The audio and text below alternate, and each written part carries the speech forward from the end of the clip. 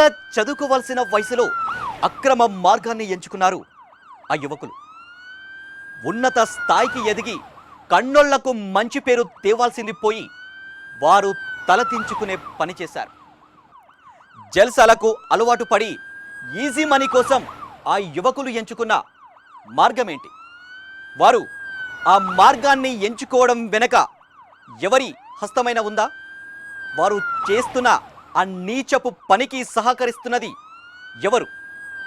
ఇంతకు డబ్బు కోసం ఆ యువకులు ఏం చేశారు? ఎట్టకేలకు వారు అనుకున్నంత డబ్బు సంపాదించారా? అసలు ఏం జరిగింది?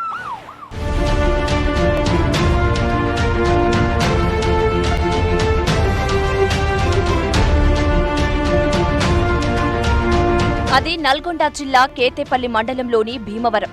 ఆ గ్రామంలో ఉండే నూకల నవీన్, కోటేష్, అగిస్టిన్ అనే యువకులు కలిసి ఒక గ్యాంగ్ గా ఏర్పడ్డారు. కొద్దిపాటిగా చదువుకున్న వీరు కాస్తో కూస్తో ఆర్థికంగా స్థిరపడ్డారు. దీంతో ఎలాగైనా ఎక్కువ డబ్బు సంపాదించాలని ఒక బిజినెస్ ను స్టార్ట్ చేశారు. అనుభవలేమితో వారు చేపట్టిన ఆ వ్యాపారం కాస్త దివాలా తీసింది. దీంతో ఆ యువకులు పూర్తిగా నష్టాలలో కూరుకుపోయారు.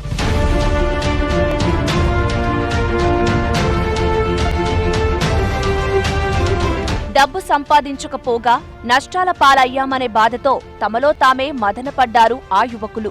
దీంతో ఎలాగైనా సరే డబ్బు సంపాదించాలని మరో ప్లాన్ వేశారు. కేవలం ఒక్క నెలలోనే కోటీశ్వరులు కావాలని కలలు కన్నారు. అనుకున్నదే తడువుగా వారి ప్లాన్ అమలు చేశారు. అర్ధరాత్రి వేళల్లో ఇంటి ముందు పార్క్ చేసిన ట్రాక్టర్లతో పాటు వ్యవసాయ బావుల దగ్గర ఉన్న ట్రాక్టర్లు, ట్రాలీలను దొంగలించేవారు. అలా చోరీ చేసిన ట్రాక్టర్లను విజయవాడ, హైదరాబాద్ లాంటి మహానగరాల్లో విక్రయించేవారు. దీంతో వారికి బాగా డబ్బు వచ్చేది. ఆ డబ్బుతో ఇష్టారాజ్యంగా జల్సాలకు డబ్బును ఖర్చు చేసేవారు.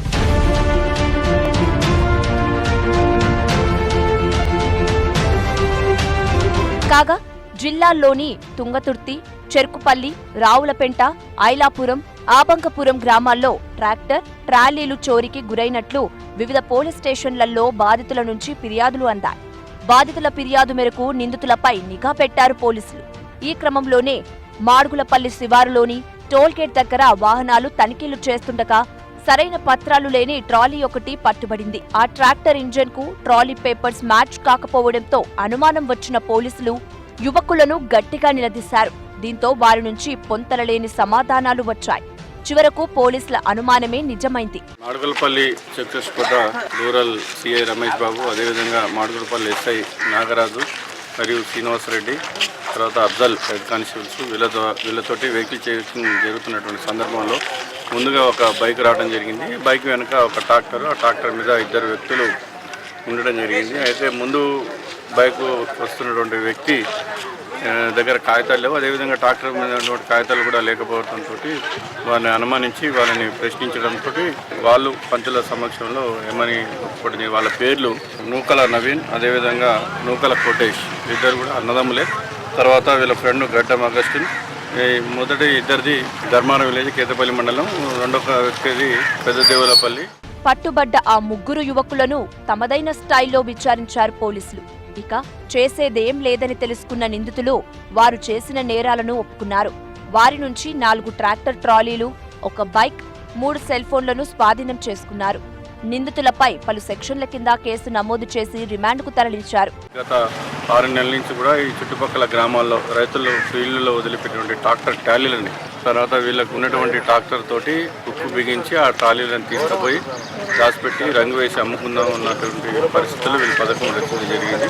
తర్వాత వాళ్ళు ఇంటరాగేషన్ చేసిన అనంతరం వాళ్ళ వద్ద నుంచి 4 ట్రాక్టర్లు కూడా స్వాధీనం చేసుకోవడం జరిగింది. ఇంకా 2 ట్రాక్టర్లు స్వాధీనం చేసుకోవాల్సినటువంటి ఉంది. వీళ్ళు ముగ్గురు కూడా ఫ్రెండ్స్, ఇసుక వ్యాపారం చేసుకునే వాళ్ళు.